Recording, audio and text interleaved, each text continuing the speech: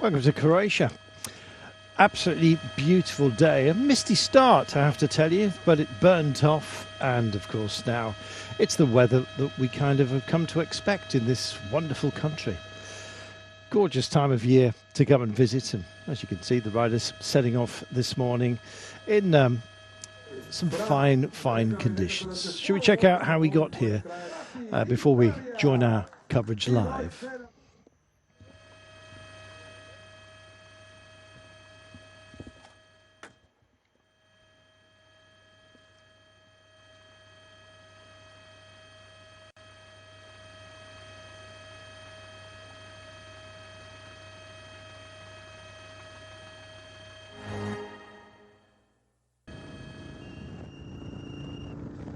And so stage 4. It was deemed as the Queen's stage, and a little bit of trepidation, at least at the very beginning, before we got ourselves a breakaway sorted out. In the end, it was not too much of a threat to a peloton that just held them in abeyance until we got to our final testy finish. And indeed, the climb up to Lebin. Oh, we did this twice, so they had a preview. They took the bell up to the Citadel. By this time, our breakaway of just 3 riders had been wound in. Well, the fast men were here. Some bigger, heavier, perhaps more laboured on the climb. Would they survive? That was the big question. And how would it pan out?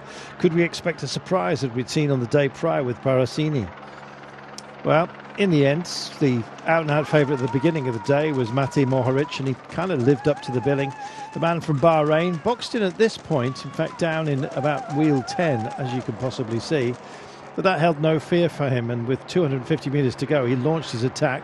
Just going down the line of riders, busy stamping on the pedals up front was Tobias Lund. Just could not quite get there. Magnus Sheffield very much involved as well in the white jersey.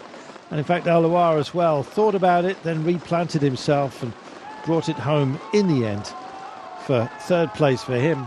But it was between Mohoric and Sheffield towards the line, but Mohoric just had that drive when he needed it. Others could have had a better finish, unfortunately, but it just didn't quite work out for them. Equipo Kern Farmers Adria just unclipping at a vital moment and going backwards. But it was a proper battle at the line. And our winner, Mate Mohoric. Magnus Sheffield in 2nd place, and with the none too small matter of the leader's jersey as a balm over his disappointment, I think it's fair to say. Mohoric, who'd lost 48 seconds on the opening stage due to a crash in front of him, must be wondering what might have been. So Mohoric beating Sheffield, Alois, Hayter, Adria was there. Dinham, Feta, Otruba as well, Barade, and Eddie Dunbar got himself a good finish. After my crash in the 1st stage, obviously the chances to win the race overall became very slim, but we wanted to show our dedication and the focus to still bounce back as a team. We never give up, and we wanted to win the stage today to prove the point.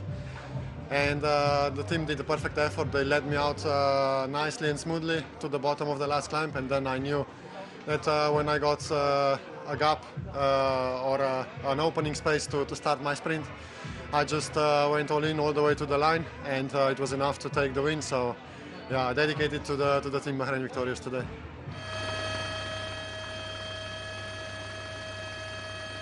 And there's how we stand overall. Magnus Sheffield leading the race by just 1 second over Aular, who'll be motivated today. Ethan Hayter is only at 4-second margin, so in this Grenadiers with a big chance.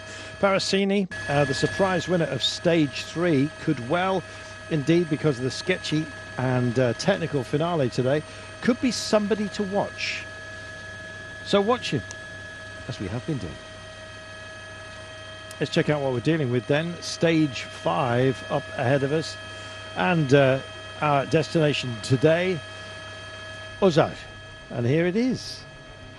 Big climb straight out of the back door. And in fact, we have already, of course, completed that. And I can tell you that we have a new leader of the mountains classification. Let's get to it, shall we? This is how things started off this morning. Well, again, it was a selective group, and nobody seemed to be wanting to take on the big test right from the very beginning. we were asking ourselves,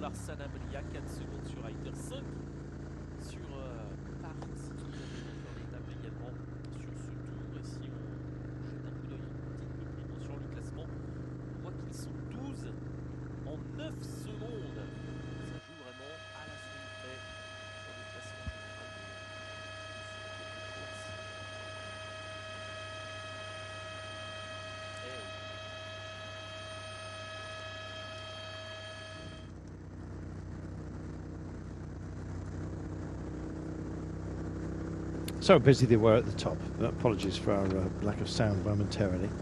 So yeah, a breakaway we do have. Took a while for it to be established, but finally we got ourselves off and underway. And indeed, Rinko Avaric have been extremely busy there up the road with Jonas Rapp. Artur Sawinski is there as well for Vosta ATS. And Fran Mihailovic of Bahrain Victorious.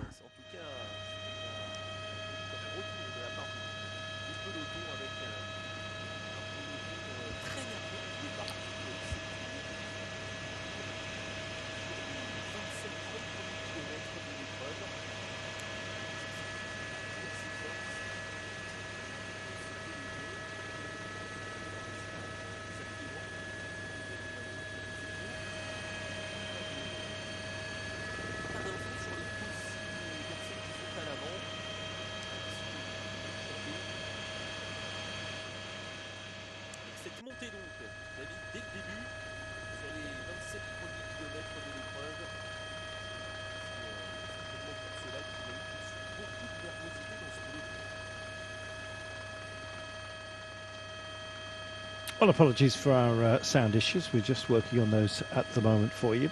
So our King of the Mountains, they came up to the crest, and it was Rapp that took it ahead of Mihailovic and Sharan, everyone else following through. And this result meant that Rapp takes control of the King of the Mountains competition.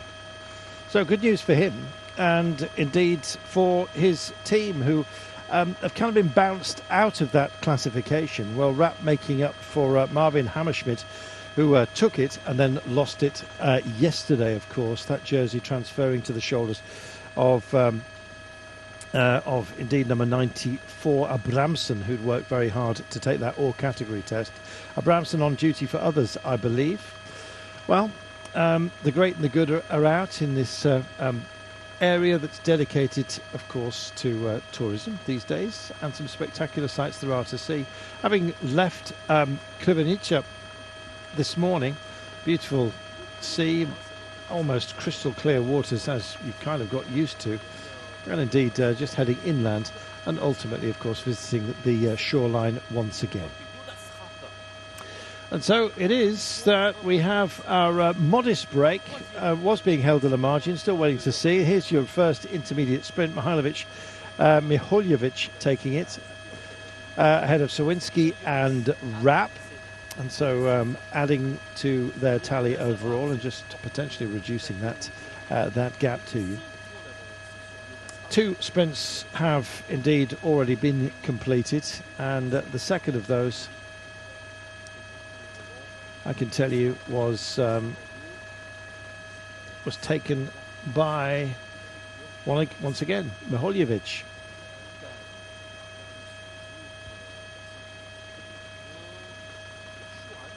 .3 kilometres from home, and you'll join us live now. This is our leaders group, Rapp, Mihailovic and Sawinski. They've done a good job today, just one intermediate sprint remaining for them. Well, Pippa, it's a healthy enough break. I'm not quite sure what sort of gap they've got today, but unfortunately for everybody, it's a flat road with a gentle-ish approach, but a technical finale today. At least they'll get a preview of the last 500 metres. Yeah, at least they're going to see what's on offer today in terms of how technical the finish is going to be. I believe there's a couple of left-handers. So it's going to be one for the brave again.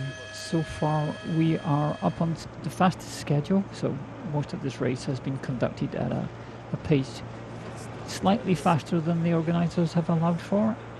which kind of shows you how nice it is to ride here, and because it's almost perfect conditions for bike racing, everybody seems to be enjoying themselves. Check this out. The gap's a minute and 45, and Caio Rural are busy working, of course, for Aular. I'd love to see him go well, quite frankly. This is the man who's nursing the white jersey Glivar, because we've got a youngster leading overall. We have Magnus Sheffield, who is the owner of that jersey, and he's lent it out to the Adria Mobile rider today. So that jersey seems to be kind of swapping shoulders quite regularly. Or indeed soldiers for the battle today. Yes. We've got a quite a technical finale, haven't we, ahead of us? Yeah, a little lap of just over 3 kilometres, conducted anti-clockwise, which we were talking about why we go around anti-clockwise, something to do with your heart being on the inside of the corners. So that was an interesting thing to learn. Yeah, athletics tracks, and also, as we realised, loading as well on your right-hand side. A lot of people favour the right-hand side, so easy to run round corners. But yeah, you're more comfortable going anti-clockwise. A lot of racetracks stick to that scenario as well. Ovals and the like. Just think about NASCAR. Anyway, in fact, don't. Think about this, because UNOX are busy, so are indeed Kern Farmer, and just about everybody else. Yeah, and the only people that really ought to be riding are Ineos, so you have to wonder why UNOX, DSM and Caio Rural are doing the job that Ineos ought to be doing, because they have the race lead, and normally you would think the other teams would leave that up to them. Especially, at Ineos they have Ethan Hayter and Elia Viviani to do the sprint, so you would leave it up to them, but nope, UNOX as usual have taken control of the head of the peloton, as they seem to do in almost every race they turn up at. Here's Tobias Lund wearing the Blue Points jersey. He owns it and has gone very strongly. Probably disappointed, I would say, by his performance yesterday, but can make amends for it today in the sprint. His problem is, and I think everyone's problem, is that it's quite a technical finale, and we know all about Aular at the end of a day like that. So I know we were bigging him up yesterday. He looked to have lost drive on the very last at the climb, but he's here. We know he's quick, and we know he takes advantage of the misposition of other riders as well. So Aular third yesterday, but he's only a second down overall because he's been finishing so strongly. Yeah, and maybe that's why Caio Rural are riding to try and take this back in, so he can take those seconds. But I think the main favourite today, as we were discussing, would be Niccolo Barasini. He showed on that finish the downhill where there was a couple. Was it day 3? There was that really dangerous downhill, but he was perfectly okay with a bit of bravery when it was needed. So very much so. It could be a case of that again today. A young man's confidence, I think. But hey, let's see. So 2 minutes actually. Caio Rural said, "All right, we're not going to be anyone's fools. We're not going to do all of the work because we're not the only ones who can lose out here." And I think we're now too close to that intermediate sprint. In fact, it's they've just about rolled through it out front. In fact, it's here now, I think. They may well have actually already completed it because it was due to be taken with 65 kilometres to go. So if we missed it, apologies. But it won't have an impact on the points competition anyway. These 3 riders won't have really kind of any impact on the GC at all. So Milosevic has been kind of guiding star down most of the technical descents because he's one of the few Croatian professional riders. So he's been kind of looking after the peloton. But now he's out front. So Bahrain have obviously decided they're going to make this as hard as they can today. And see, it's interesting as well to just watch Campbell Stewart sail by. He was never going to be a feature yesterday because of the climb, but he's got a big chance today actually for Jayco. They want to make something of this race. Don't forget, tomorrow in Zagreb we don't have the final climb that many of you are used to on the Crow race. It is the straight sprint tomorrow.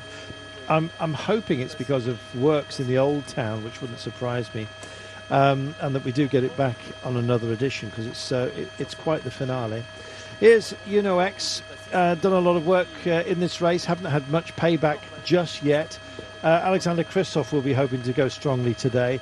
In fact, he must be amongst the favourites. You would imagine so. He's in really great shape. He was up there yesterday. Obviously, he couldn't win. It's just slightly too hard for him in the kind of lead out. But Magnus Sheffield imposing everybody, but you know, for him to survive that first lap was already impressive. So he's in good shape here.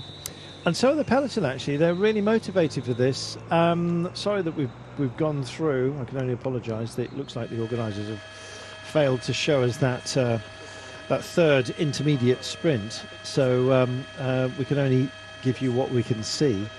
Ethan Hayter. Well, could it be he today? He's only 4 seconds down overall, but he'd have to deny his teammate Magnus Sheffield, who leads the race. There's going to have to be some talk between them all. There's Hayter number 11, just rolling up is Luke Rowe, presumably instilling what the battle plan is today. And Parasini number 86, there he is, in the silver with the grey and slightly yellow accented helmet. Certainly a man to keep tabs on, and everyone realising that he is a proper danger. He certainly is, and he's been consistently fast every day. Maybe Stuart Campbell will take it to him today. It's hard to say who's going to be fast at the end of this. I think it really depends on how kind of committed they are. That's your second sprint result that we've just had. We already have that in. What we need is the... Oh, here we are. Here's your third. Miholovic again. But it's points only. The bonus seconds aren't going to do these guys any good. No, they're too far down. So this is just a kind of raiding party to make things as difficult as possible behind. There won't be really any panic because none of these riders are any kind of danger to GC. They're no danger to any of the classifications. So it's more of a, like I said, a kind of have a visit out front and see what becomes of it. But so far it's been, looks like there's a crash just there back of the peloton. Yeah, somebody came down from Milo Cometa. Oh, here we are. Well spotted, didn't see that. And more, disdain for his ill fortune than anything else for Torchero Lopez. To be honest, he's got a young man's reaction there. You can't be hanging around busy. He'll be visiting the medical car in a few moments' time and saying, have you got anything for a really bad sulk? Looks like he hit a hole in that little ridge on the road there. Yeah. Just kind of had one hand off the bars and down he comes. Ill fortune, but if you're okay and he looks like it, get up, get ready, look a bit more urgent. He looks a bit more embarrassed than he exactly, does injured. So his pride has taken a knock more than his I think so. His body. Wasn't my fault, boss. Somebody else did it. Let's move on and get ourselves some focus back again. Lovely roads here, I must say. Slightly cut at the sides, so those naturally it will string out by the time we take on the descent. These are non-categorised tests that we're on at the moment, and there's a whole sequence of them actually, probably about 20 climblets along the way, but it makes for very pleasant riding in these kind of situations. A bit of variation, far better than a wide open highway. I'm glad we're on these country roads. Yeah, it's a really beautiful race so far. So you have to imagine that anybody who's watching this, they got sent to those one-day races in Belgium, riding around kind of the border between the French part and Flanders. Maybe this was a slightly better option. It looks more suitable to help improving your form as you go towards the last races in the year. Croatia is beautifully placed. Back in the day, ahead of their troubles, it was really enormous as a tourist destination. It's refound itself, of course, over the last few years, and magnificently so. Very clear waters. It was a sailing mecca always, but you don't have to sail to come here. It's just that there is generally constant breezes, which help matters. Today we've got a light wind blowing from the northeast, and it's not troubling us overly. In fact, I was just going to check on what our altitude gain is today. It's reasonably significant.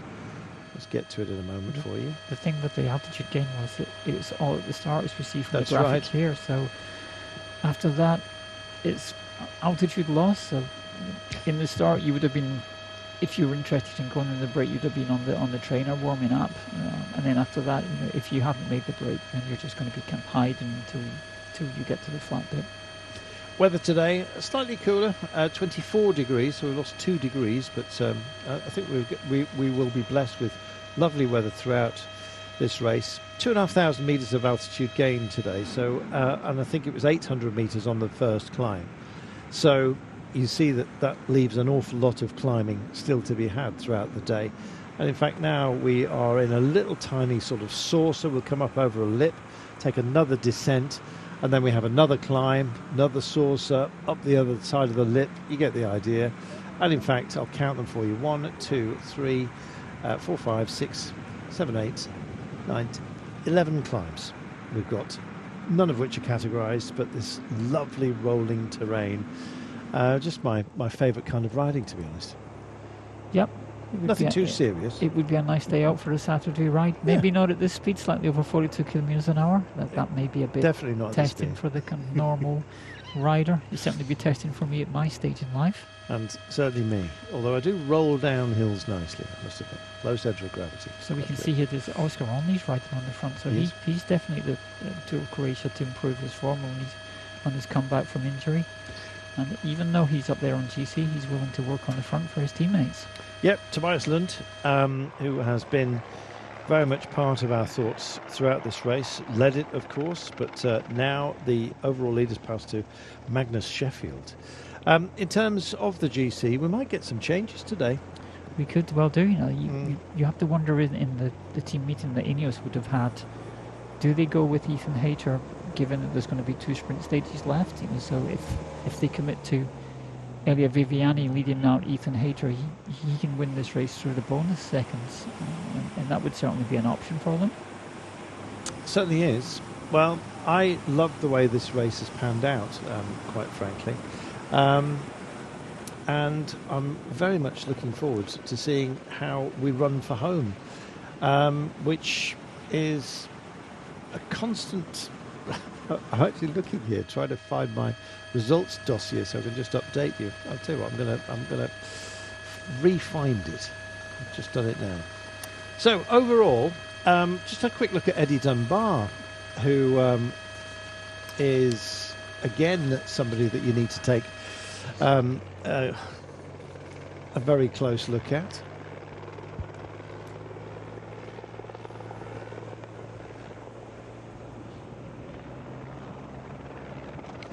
Eddie Dunbar yesterday coming home in 10th place, and we'll be just rejoining our wider Eurosport family. Sorry, it's a bit stilted today.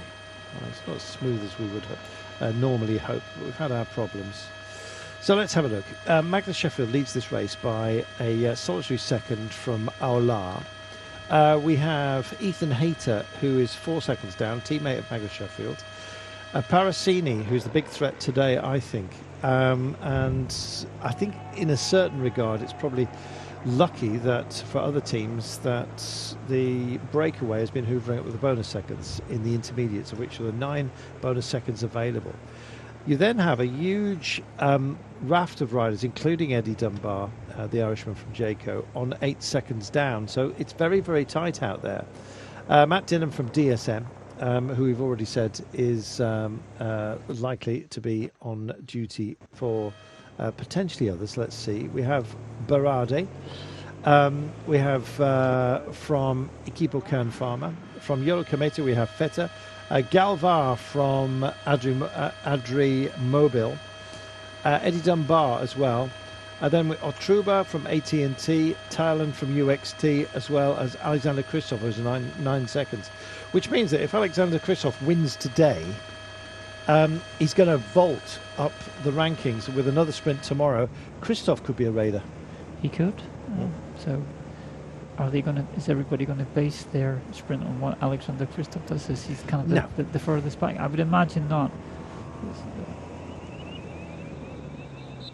I think today Parasini's going to win. Who do you think? I think Elia Viviani. I'd love to see it. Well, another spectacular castle. This looks like a castle I had when I was a kid. Obviously not this big. It's very small and made of cardboard. But yeah, all the fun you used to have before the internet. I was bored, just like the other kids. 2 minutes is the gap with just under 58 kilometres to go. 3-man breakaway. They've made a good fist of this, 2 minutes. They certainly have. And looking at the terrain that they're going over, if you're down the back of that peloton, it strings out on every descent. So you'll be, every time we come to one of these little uphill banks, and they're not long, so they shouldn't hurt too much, but you're going to be sprinting up them every time, and eventually that is going to get very wearing. Certainly is. Well, another beautiful sight for us to ponder. Sadly, I've missing from the notes that we've been provided with here. If I manage to find it, I will indeed fill you in. But some ancient, there's been human hand on the landscape here since ancient times, and we're constantly reminded of that fact. And it does look extremely verdant. How still is that river? It's beautiful, isn't it? Amazing. I don't think that the guys in the peloton, once you go back to 30th position or so, you're not going to really be seeing much of this. It's a shame because it's absolutely glorious.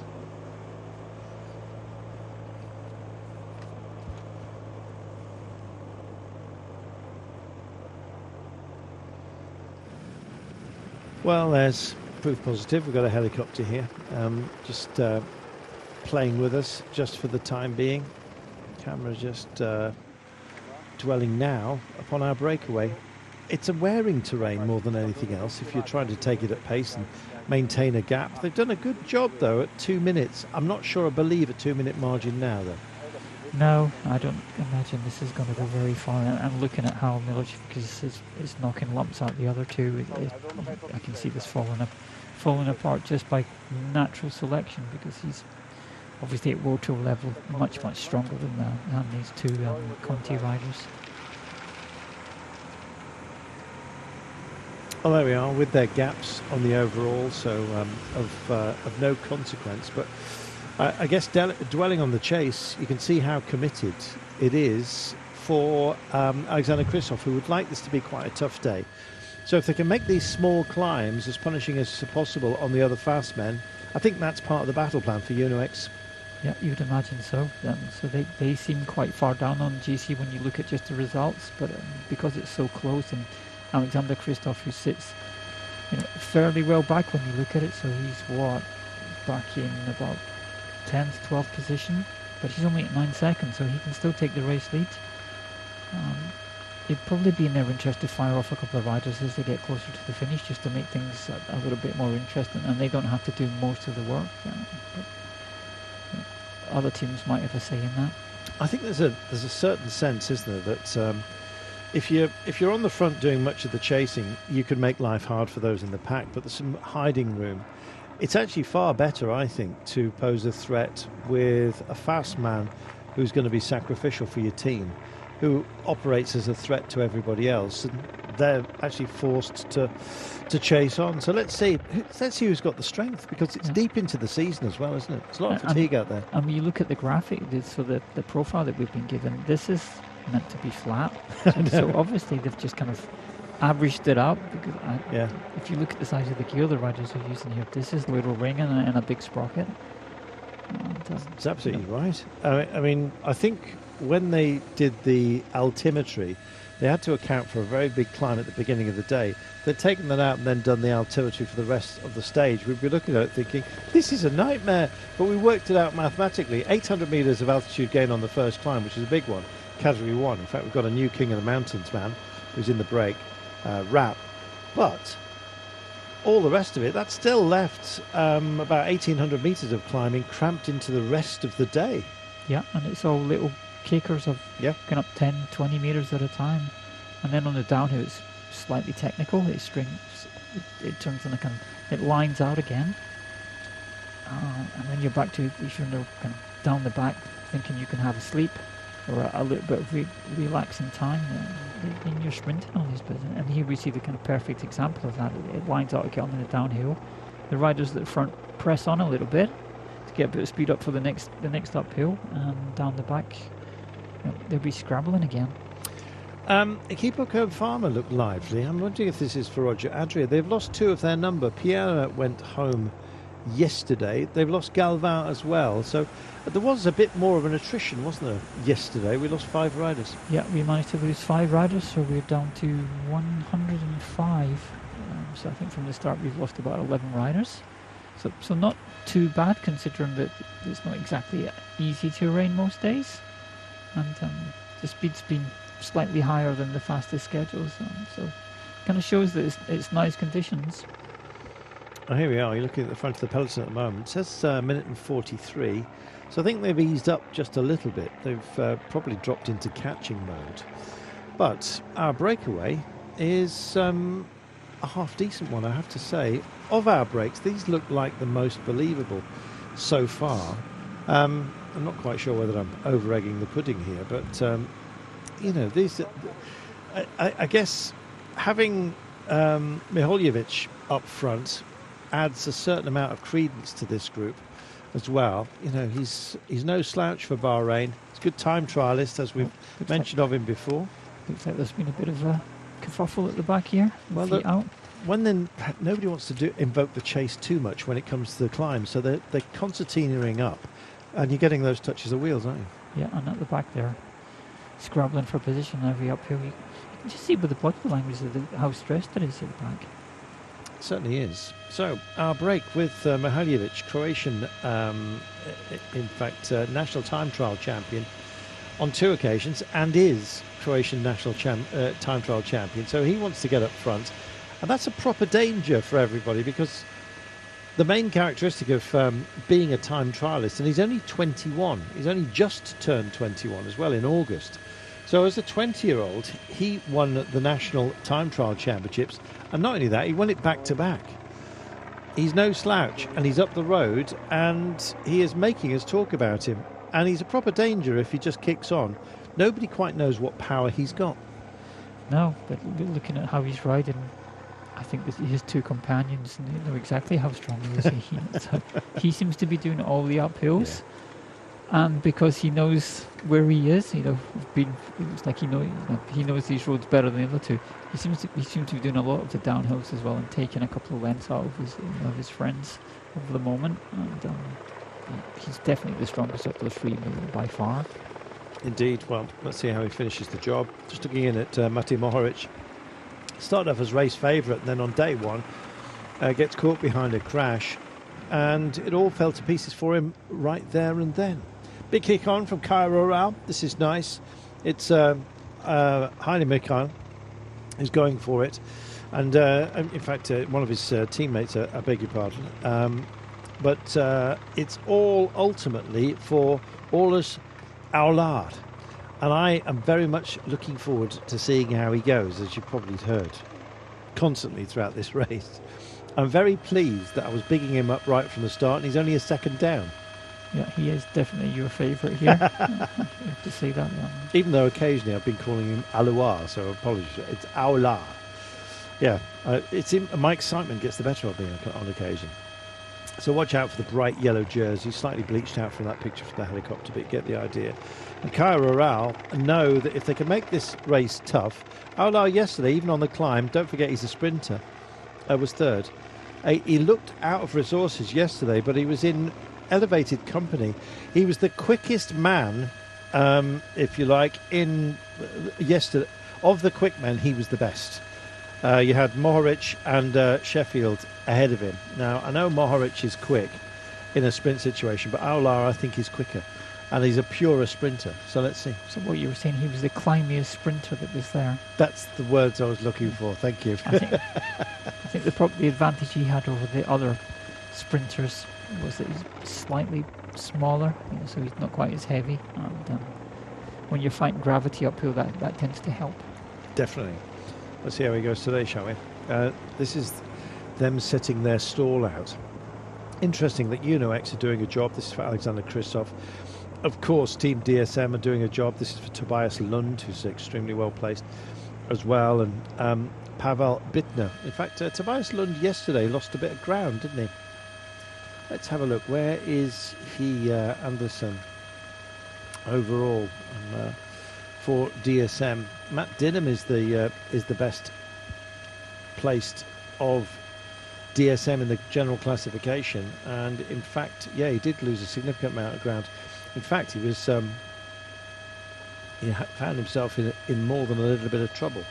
So DSM, do they fall in behind Matt Dinham, or indeed do they try for something else? Oscar Onley who was their favourite, is still only 17 seconds down. It's hard to find, isn't it, with the high ground that's now beyond us. It's a different profile, and suddenly you have to recalibrate. Yeah, so basically it's turned into kind of 2 one-day races now that are going to end in a sprint. Are you going to allow that to happen when you don't have a really big sprinter or somebody who's as fast as the riders that are here? And traditionally in that kind of situation, DSM have always went on the offensive, and hopefully they'll try and do that today. Yeah, Tobias Lund yesterday as leader disappeared, didn't he? The leader's red jersey, I'm afraid, was way off the back, so they're going to have to recalibrate. So let's bring it home, shall we? Just looking at some of the others. Yeah, Pavel Bittner, a fast man. He was missing in action as well yesterday. So the 3 up the road. If anyone is going to have a chance here, then it's Fran Mihaljevic. He's not going to have the opportunity, I don't think. They're exchanging duties behind, but only as to who's going to be nearest to this man on the front. It's a big task, but he's making a good fist of it at the moment. In fact, he's been doing much of the work for this breakaway, as Pippa was just saying, for much of the day. Here's the chase. DSM still invoked. So, what's their battle plan for today then? Wow, if only we knew. We just have to sit on the team briefing to see what was going to happen. So they. It's for dinner, isn't it? So Bittner is quite fast, and he did the corners of the day when Parasini won. So that really technical, dangerous downhill in stage 3. Is he going to try the same kind of kamikaze attack into those corners? I imagine it's going to be a bit more difficult today because technically it doesn't look as challenging. So there's no really kind of fight for corners or anything on a downhill where people are going to outbreak you. So I imagine they're just going to control it and then give themselves some more options as they get towards the final.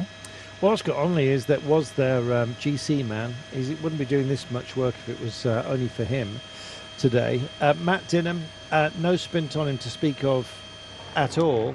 Won La Maurienne a couple of years ago, but was 7th in the World's Under 23, don't forget, last year. But I think it's clear that we're going to be going for a sprint finish today, so they're going to try and get indeed a decent finish towards the end.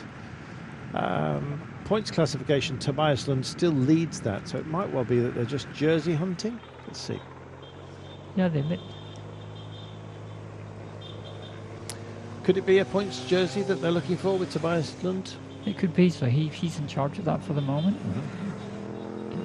But I don't think it's too far to everybody else behind him. I think 5 he only points. had about 5 points, so it could be difficult for him. He's been fast consistently. This might be another kind of whole kettle of fish with, because it's going to be. I think it's going to be the kind of fastest finish that we've seen so far. Everybody's going to be kind of fairly fresh. Well, certainly the World Tour riders are. It's not going to be too difficult for them. Whether the pro level teams and the Conti teams are into day 5, they'll be getting tired by now. So it might be slightly more difficult for them. I think it works for Tobias Lund and the jersey. If he holds a 5-point margin over Elia Viviani, the Mercurial Aular. Well, he goes up mountains and down the other side extremely well.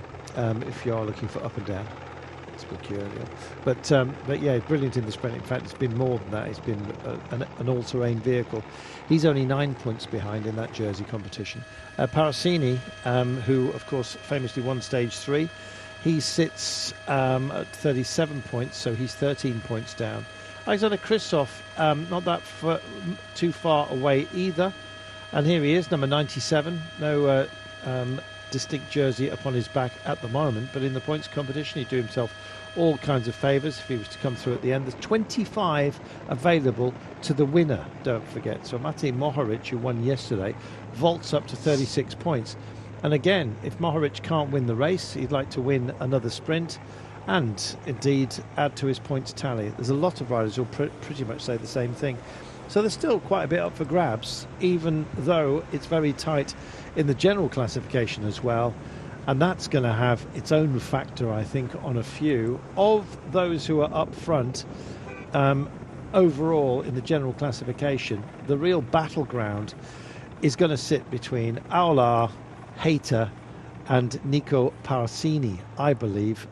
Matt Dinham will probably have something to say about that for Team DSM as well, because he could be in stealing mode at the end of the day, but he doesn't have a sprint.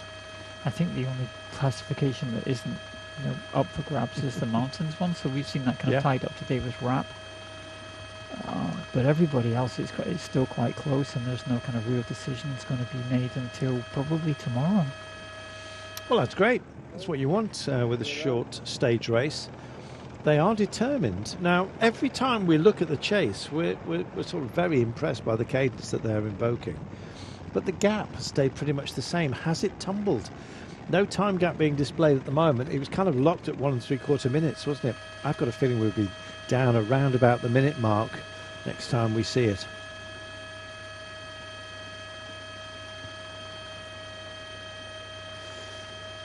Just going through the field at the moment. This is Uko Barare.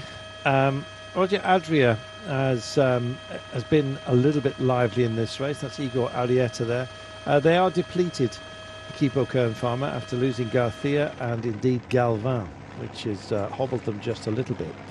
Now, the chase is pretty significant at the moment. DSM look like they want to make this day as tough as possible.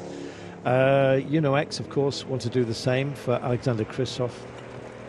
DSM with Matt Dinham, potentially the Australian, to move up in the overall, but he'd need an out-of-character sprint finish at the end of today for him to take advantage. His problem is he's got Parsini, who's only 5 seconds down on the lead, who we know can sprint, already won a stage. Ethan Hayter is in the frame as well if he kicks on. Magnus Sheffield, what sort of sprint will he be able to produce today? I'm not sure, and the lead may well hand over. If it goes to Ethan Hayter, they'll be reasonably happy, but their problem is Aular and indeed Parisini. Yeah, there's a lot to think about today. Here's your break. No time gap displayed just for now. It is our leaders group. See if we can just guess in a short while. See if I'm just rolling a clock to see if we do catch sight of the same building that I've set it on when the pack come through. It'd be a stroke of luck if that was to happen. I can't see, Pippa, that the pace that these guys appear to be travelling at, difficult with gearing of course, is matching those of the chase. It seems to be a closing gap. But yeah, you imagine it's going to come down kind of slowly but surely. So, but for the moment it is 3 versus 3. So normally I think that's Leto who won was it the first or the second stage? Second stage? Yep, Leitao, Yuri Leitao. So he's working on the front, so that he's not going to be part of the decision making today. And X are quite dedicated to this, but we tend to see them kind of easing up on the uphills and let Oscar only kind of do the work. Slow down just enough so it doesn't hurt too much, and then get back on it straight away on the downhills. And they're doing the same in the front as well. So it's kind of hovering about 1:45, 2 minutes, and it might come down and up. But gradually, those 3 in the front will kind of get worn out just by the being out there. And it's stronger riders in the back. There's only one kind of so Milojevic is the strongest out front from the World Tour Bahrain team. So the other 2 will help him as much as they can, but I don't see them being as strong as he is. Campbell Stewart surviving these lumps and bumps very well. If indeed not much is expected of it because of the results that we've had so far, I think he might actually be a bit of a dark horse. He was the fastest finisher on day 1, and if he's had enough recovery time since the big climb at the beginning of the day, Campbell Stewart could also be a big threat today for Jacob. He could. He definitely came from a really far back on that open stage. He started that sprint about 8th position, so not really in the ideal position for him. And they would have noted that and thought, well, if we've got a rider that's looked like he was the fastest in that final 150 metres, so if we can get him in a decent position, he's got a really good chance of winning. My attempt at a time check didn't work, I'm afraid. Didn't see the same building. So We often pick something at the side of the road that's distinctive as the break goes through, and then we'll just stop the clock when indeed the pack comes through as well. It's rudimentary, but works occasionally. So you tried it yourself at home, and maybe let us know on Twitter what the gap is, because at the moment we do not know. However, I don't think it's that significant. Just by the drive that's still continuing, they won't be fearful of catching the break either, I don't think, today, because of the pace that we've still got. No, and hard to break out of it. Yeah, and there's no real kind of difficulties in the final. So even if a couple of riders counter-attack when this break comes back, are they going to really take much difference? No. So as you get closer to the finish, Ineos are going to appear at the front because they want to sprint as well, and that kind of changes the outlook of the kind of proceedings and how it's going to work out. Ineos Grenadiers have Ethan Hayter, who sits only at 4 seconds margin. So they're going to have to work for him. I think it'll be very telling if Viviani comes up for the sprint finish and Ethan Hayter is just not really there, then it's all in for Viviani both today and tomorrow. Viviani is staying with Ineos Grenadiers next year. There's a lot of speculation about where Primož Roglič, who now has been declared a free agent by Jumbo-Visma to go anywhere he jolly well likes, and we've been busy speculating between ourselves as to where he may or may not go. Let us wait and see. Let's just check where we are now. You see these lumps. Now, if you strip out the first bit, and they'd actually just given us altimetry of the remainder of the day, it looks very uncomfortable. It's far from flat, is it? It does. It looks a bit like one of those kind of heart readouts you get in ECG, where it's slightly irregular. Yeah, after a solid disco session, I imagine. But anyway, that form of music is long gone, but has a small place in my heart. Yeah. So if we go back to the kind of Primož Roglič, let's get back to the disco. Yeah. The kind of episode that's going to be. There's going to be a few surprises, I think, of where he goes. He's going to Bahrain. There you go. That's my view. He's going to have to sit down and look at the riders on that team, how they usually ride. So no, he's going to arrive as the main rider. So, or if he goes to a team where there are other GC riders of the kind of slightly lower level, fitting into that kind of structure isn't always easy. There's a bit of resentment quite often. That's true. But then he also has to look at, he needs a really strong team if he's going to return to Tour de France and he wants to ride for the win. So he needs a solid team behind him, and there's only so many places that have that. You said Movistar, and I think that would be a good move for him because he's beloved in Spain, where he's been a dominant force within La Vuelta, and he could win La Vuelta for Movistar. Well, he already has 3 times, and for Movistar, it's a big thing to win the Vuelta. Yeah, it's there. Even though the Tour de France takes something like 70% of the media coverage for professional cycling over the kind of year, if you're a Spanish team, you have to do well at the Vuelta. Would Ineos Grenadiers be a good slot for him? It'd be ideal for him, but you have to look at how he's going to fit into that structure. So you have to look at who's got the money, who's leaving, who's arriving. So then it could be that they've been on the Roglič case for a long time now, and that kind of diversionary story of Remco Evenepoel being bought out of his contract at Soudal Quick-Step, that might have just been a kind of cover story for the secret arrival of Roglič. Let's see. What about UE Team Emirates, him teaming up with Tadej Pogačar? That's not really going to work for him, one would have thought. So that's not going to happen because Primož Roglič was the first Slovenian to be superstar, competitive at Tour de France. So he's the kind of big name in Slovenia. Tadej Pogačar has come along and kind of stolen his thunder and taken the limelight. And strangely, Primož Roglič is kind of better. He has a higher profile than Tadej Pogačar. So when we look at from the world of professional cycling, as we commentate on it, we talk about Pogačar more because he's been more dominant Tour de France. But back in Slovenia, Roglič is more popular. So there'd be that conflict. 2 Slovenians, 2 kind of home superstars back in Slovenia. Although Pogacar looks like he's kind of fairly easygoing. He's going to have a certain amount of ego as well. Of course, yeah. Natural. And we've seen that Rostic has that level of ego and ambition, and he still wants to win bike races, and he still does. So that wouldn't really fit together, but we never know. You don't. I mean, to be honest, with a merger of Soudal Quickstep, if that happens as well, and Jumbo-Visma, we're still waiting to see if that turns out to be a rumour or not. But if that happens, that's actually quite a hole that's left by, a merger of two very, very powerful teams within cycling.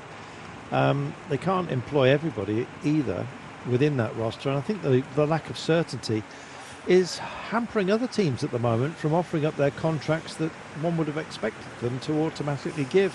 There's lots of holes in contracts at the moment in rosters for next season, not least in Ineos Grenadiers, actually. Yeah, and when you kind of look at it now and how the kind of Rostic story's developed, you wonder if Ineos Grenadiers, they kind of knew beforehand, or they had a certain amount of insider knowledge that there was a bit of discontent there in Jumbo-Visma with having too many leaders. Yeah.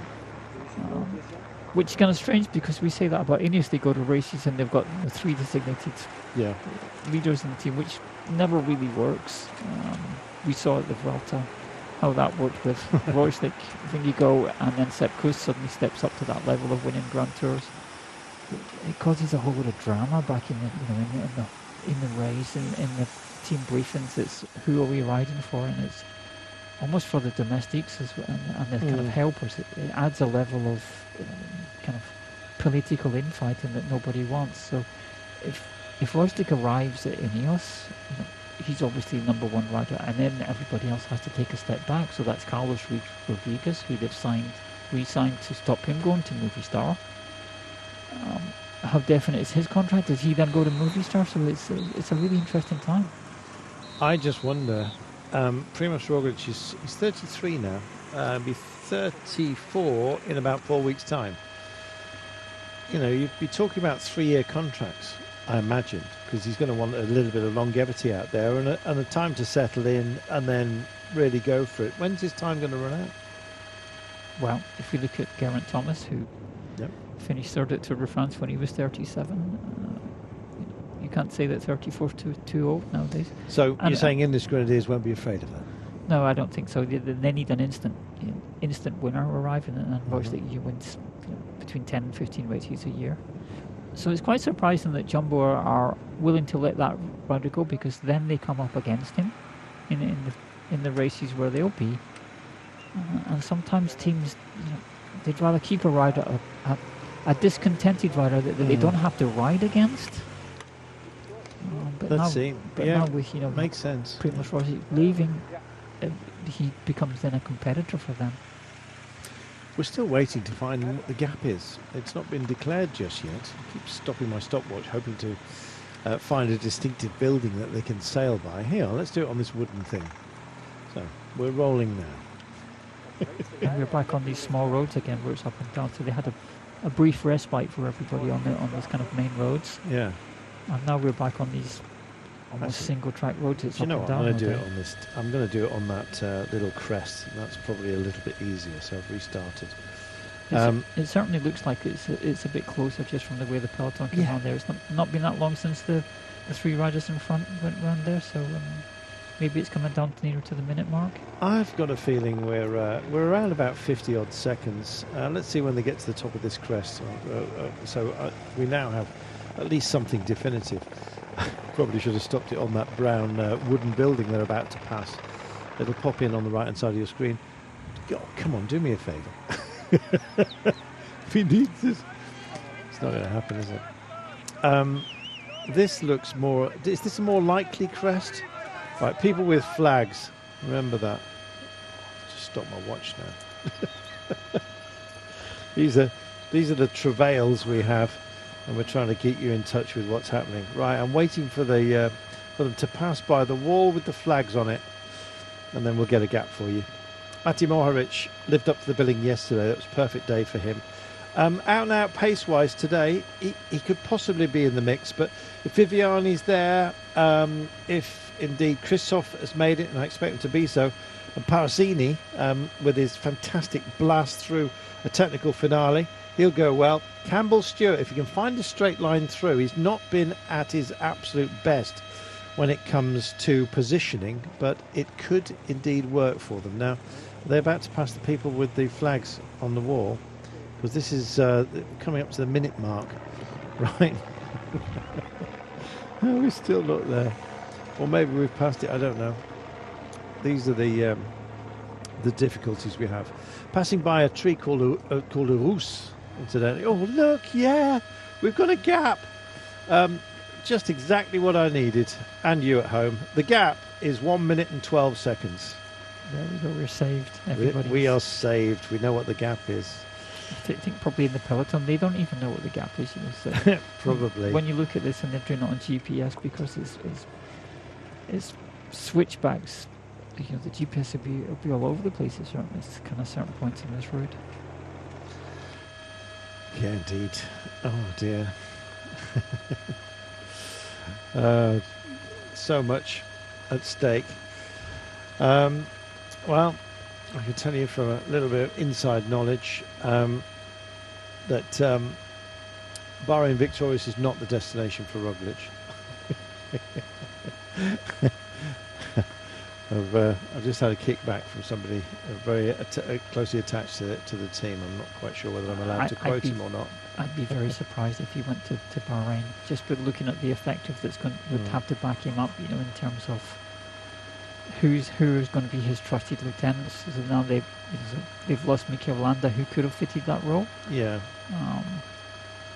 So they don't really have that kind of level of rider anymore. You know, so you need somebody like a Sepp Kuss who's going to be able to ride a whole mountain on the front for the kind of guy who's looking at winning the Grand Tour. Yeah. I don't really see that in amongst Bahrain. No, I don't see it either. Well, there we are. Certainly we've had a wee bit of inside for you. Let's see if this gap manages to maintain. 1 minute and 12, so they've found 45 seconds, a reasonably short order. They're in control of it quite clearly, and with 36.2 kilometres to go, I think the break is doomed.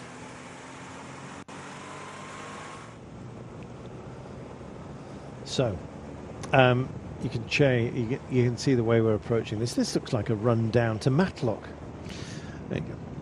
I was thinking it looked a bit like Strada Bianchi from the start of the year, but without the white roads, without the gravel parts. Yeah, one of the best races on the calendar actually, and an absolute joy to commentate.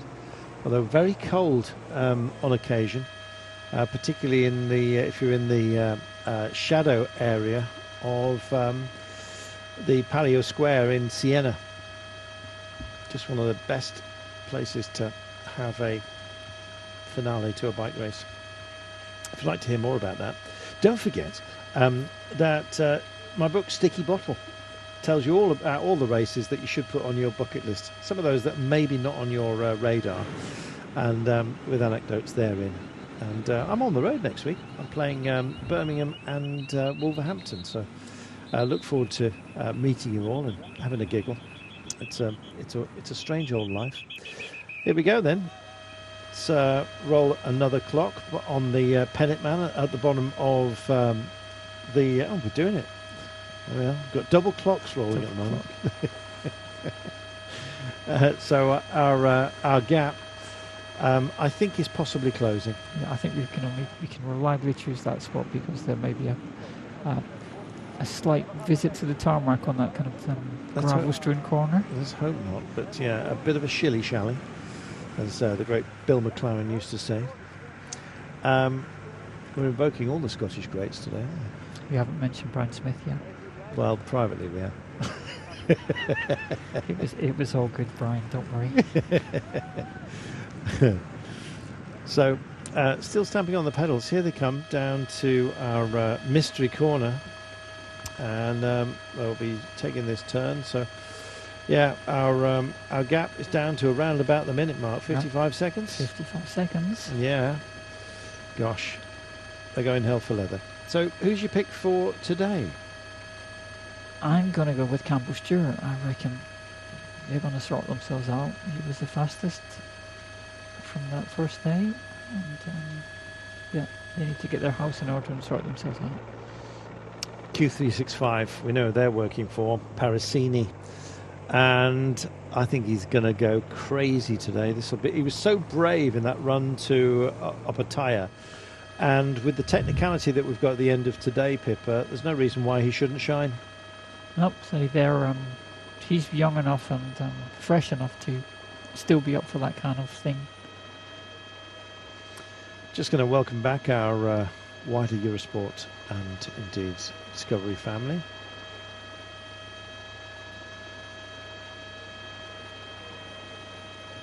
Well, there's the Frankopan Castle in Ogulin.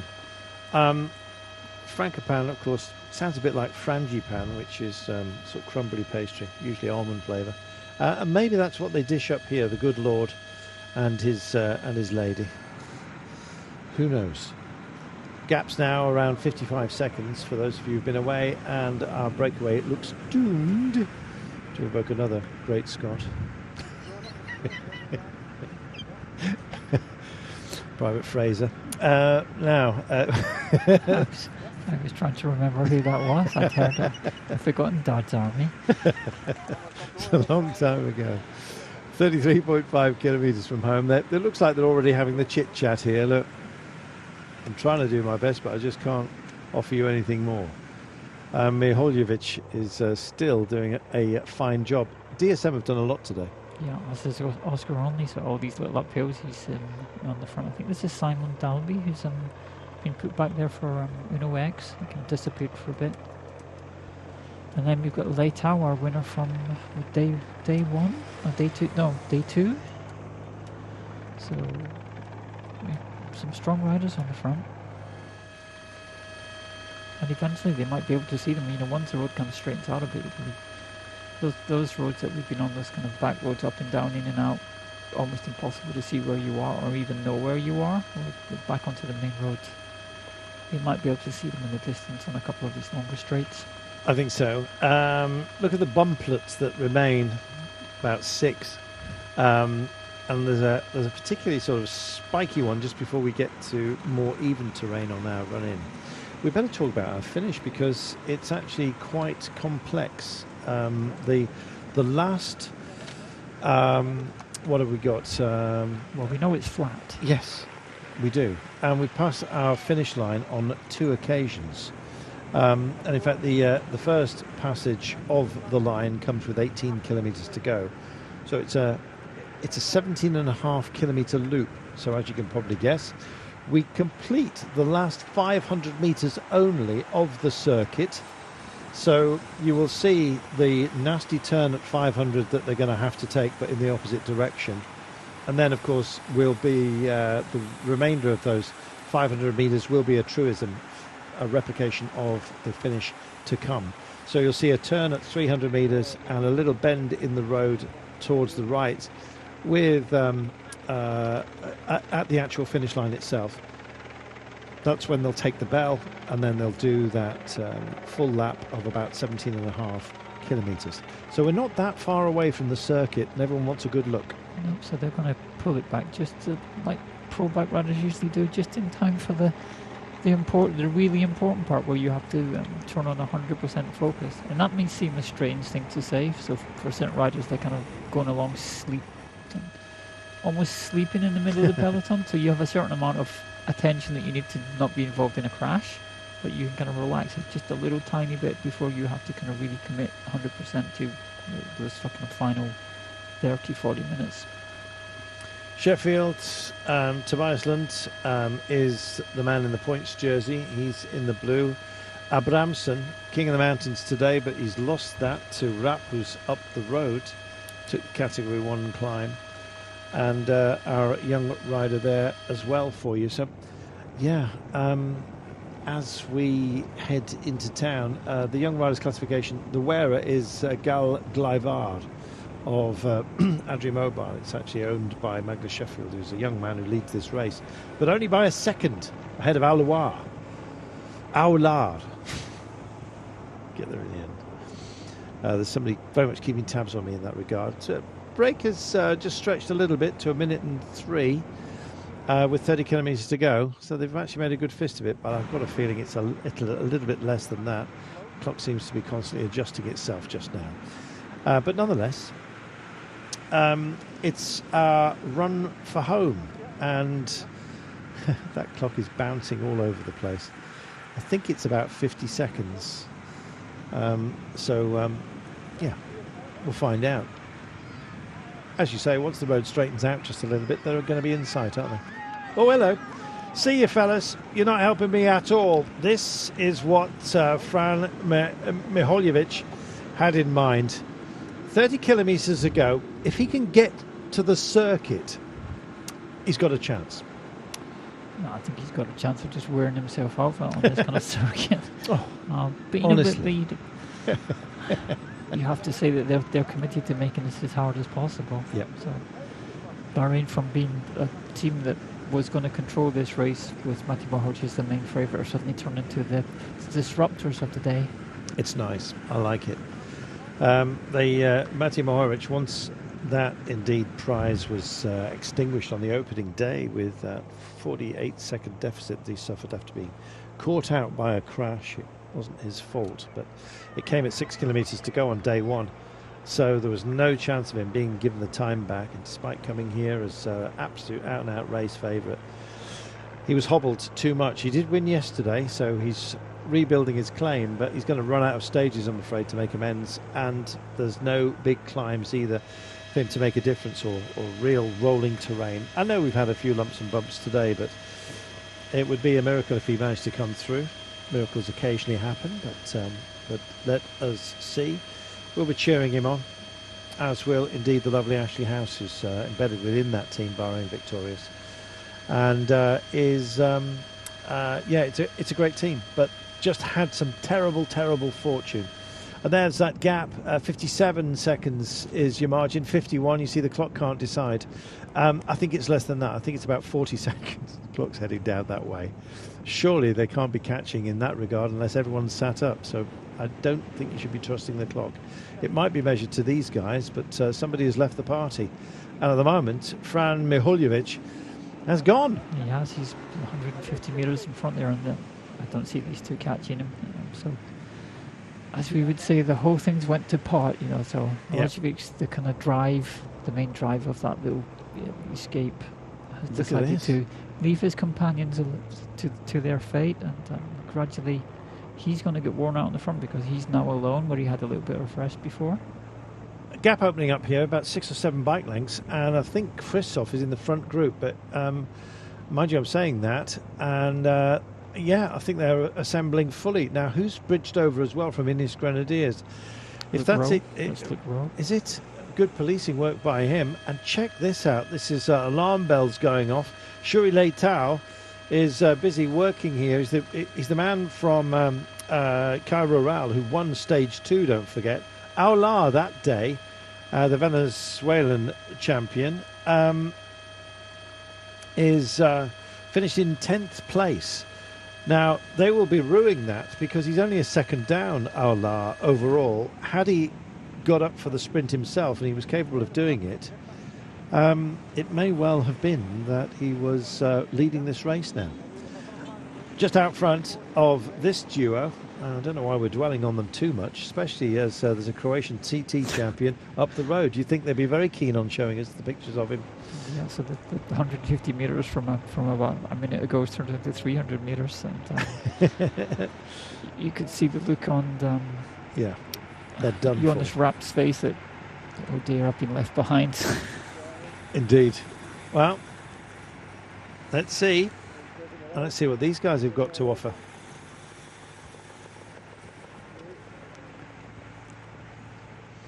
Abramson in the green King of the Mountains jersey. It's all about Alexander Kristoff for them. Ineos Grenadiers just rolling up, threatening fashion.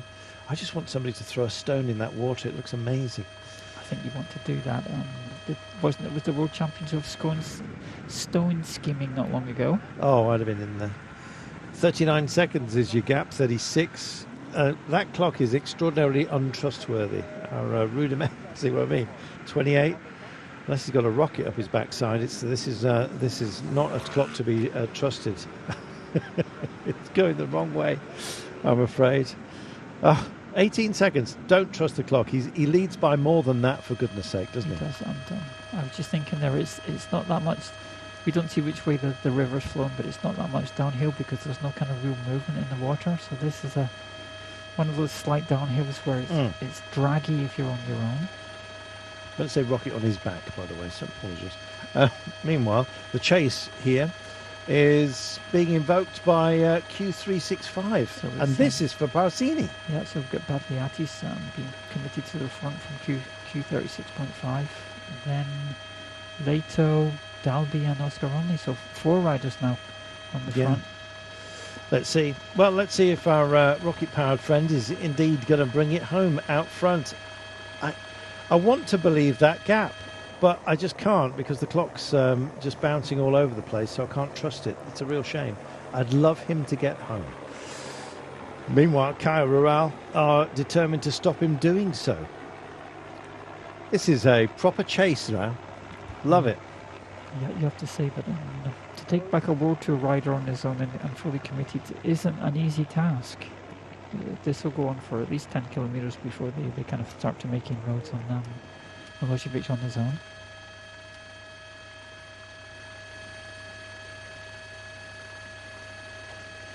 In 8 it says, I think they are just about to catch the duo who were ejected from the breakaway by the mighty move from Fran Mihaljevic.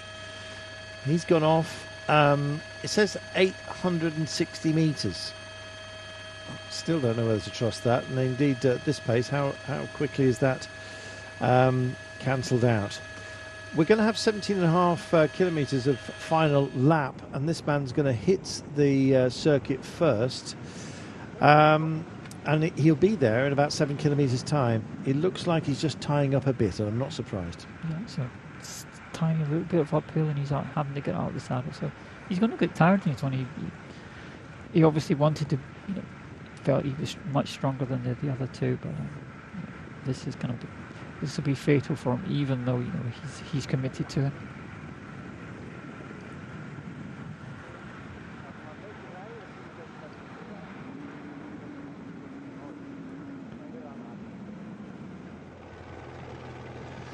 Well, we're debating whether to trust the clock or not, because it keeps bouncing significantly.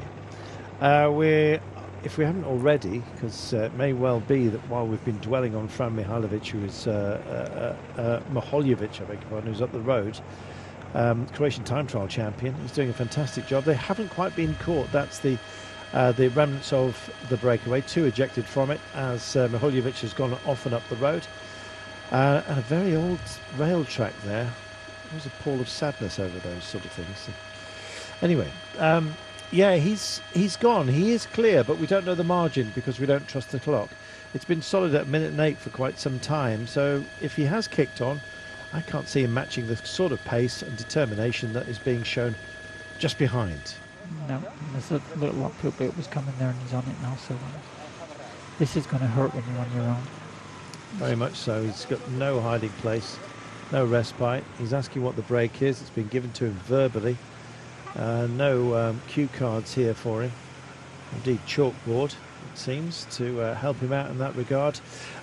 Our final lap is around 18 kilometres in length, 17.5 once we cross the line for the bell. And ding ding, they're out.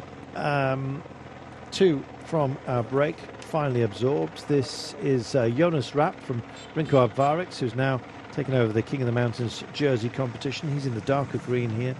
In the pale green and white Vosta ATS, that is Artur Sawinski, who has now just been tagged. Doing the chasing is Q365. That is on behalf of Parasini.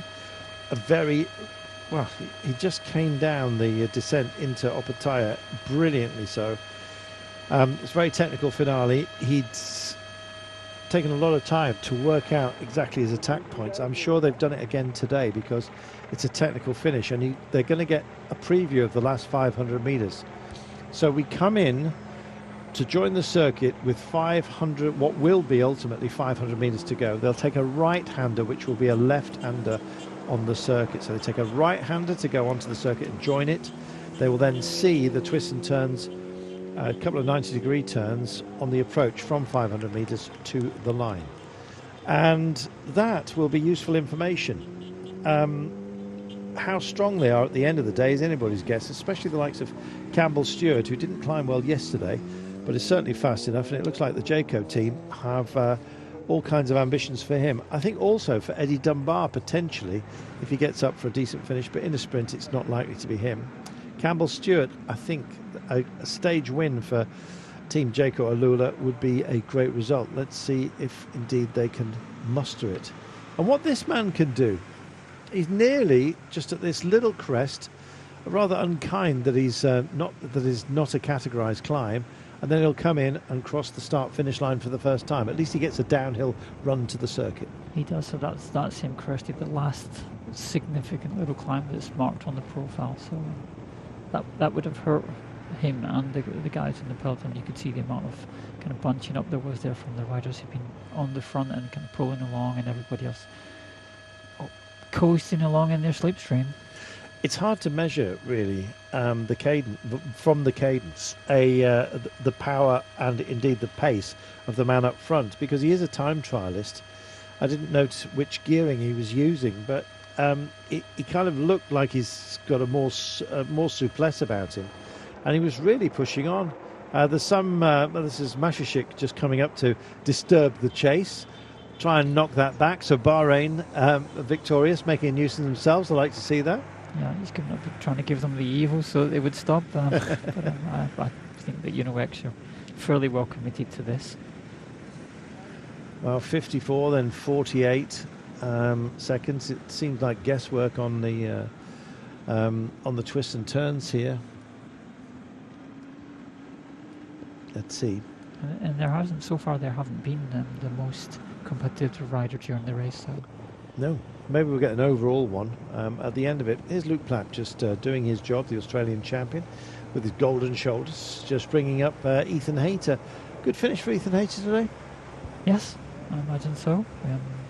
If you want to take bonus seconds and maybe take over the race lead, and that would be the kind of more sensible thing to do, looking at how this has panned out. Magnus Sheffield isn't secure in that lead, and with Viviani and Ethan Hayter as two fast men, they have that option of hopefully taking bonus seconds, and then Ethan Hayter can be kind of a more established lead over his rivals.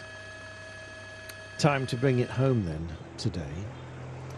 Have you made your pick for today? Yeah, I went with Campbell Stewart. I can't remember who I went for. I think I went for Parasini, didn't I? Yes. Thank you.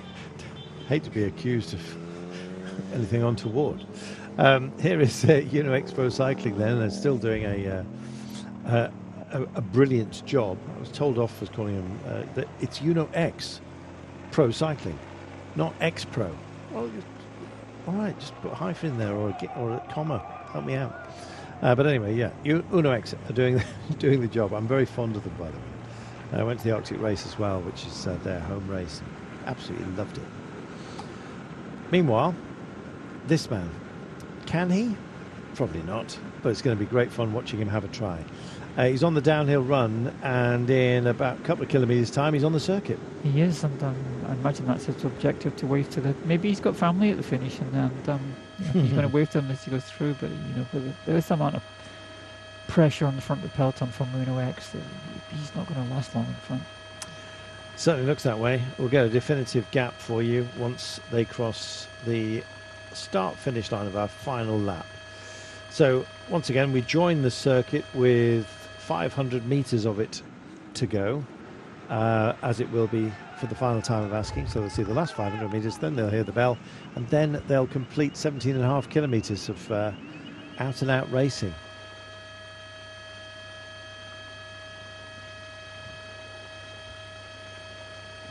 Once again, a blue jersey is on the back of Tobias Lund. He owns that. Magnus Sheffield is our leader in red. Abramson is in green. Don't forget, Gal Glaivar is wearing the white jersey on behalf of Magnus Sheffield, who owns the red jersey and white in this race. This man, it's a shame there isn't a combativity award, because he's doing a fantastic job, using every car, bike, anything he possibly can. And like a time trialist, he knows how to thread a road, doesn't he? He does. You know the peloton are coming. You know that the team, they're pulling the race cars out of the gap, so his time is limited. But we're onto the circuit now, so we'll get a time gap as he crosses the line. So here we go. He just meets. Are we absolutely on the circuit? Was that the right-hander? Yeah, so that was a right-hander. So there will be 18 kilometres left once he crosses the line. Apologies. So you're going to see the last twists and turns. That was the turn at 500. Here is the left-hander. It's kind of a lazy but high-speed left-hander, isn't it? To 300. Not quite finished with it just yet, because the road does waver a little bit here. So it's a gentle right-hander that takes us to the line, and he will take the bell. You can hear it tinkling. So it's definitely not 45 seconds. He had about 25 as they came around that entrance onto the circuit. Here we go then. We'll get it out the line. So clock's rolling for you right now, and it says 50 seconds, and we'll tell you whether that's a lie or not. The bell is tolling upon them, and it's a very narrow margin, so I'm glad we ignored the clock. It is 18 seconds. So there you go. Ignore the clock. 18 seconds only, I'm afraid, to Fran Miholjevic. And there's already splits in the peloton. Just from those corners of that General Town is just creeping in at the back. It looks like those riders are going to be lost now. Big drive, this. That's Abramson in the green jersey. It's not for him today. It is for Alexander Kvitsov. For X. Now then, looking just behind, dropping in, as you saw, for T, Ethan Hayter. Now, is he going to get up, or are they going to just have Viviani win it today? It'd be foolish not to, and there's your answer. Ethan Hayter is doing the pacing at the moment. That was Luke Rowe just behind. Are they doing this for Viviani? I don't know. It's hard to say. Normally we see Luke Rowe in front of Ethan Hayter, so yeah, kind of this way around. Maybe they're trying to confuse us a little bit. Possibly. It has been known. Magnus Sheffield might feel he can get up for this. There's Aular in the yellow jersey, much more yellow about it than the Australian champion's jersey of Luke Plapp. Aular is the Venezuelan champion. We'll get to him in a moment. Still says 41 seconds. You can almost transpose those two numbers. I think it's going to be something like 10 or 12 yes, now. exactly. I was thinking 14, playing with those numbers. This man, well, he's played with us today, but I'm afraid, apologies for that clock in error on the top of your screen. It certainly is not that gap at all, and they can see him. They've got a clear view, so their job is done. It's still quite draggy, isn't it? It is. As most of this race has been, the profile doesn't really suit the reality of what happens out there on the road, and it's kind of just averaged out, probably too difficult to for every little kick in the road. Yeah. 16 kilometres from home then, and ignore the gap. It's down to about 10 seconds, and we'll see the rest of that. Gosh, this is your holiday home, the old town in. Do you have it written down? Ozal. The L and the J are almost not pronounced, apparently. Ozal. Yeah, anyway, The Finnish town. that's it. And here we go. So 15.5 kilometres. They finally stripped the clock out. It was no good to anybody.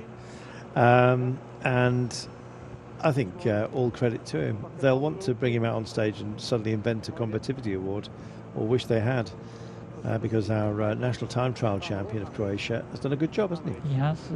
Maybe there's been a prize for the first Croatian over the line. Possibly. And, we can speculate on what that prize would be. It's fairly rural, so it could be something, you know, with legs. Indeed.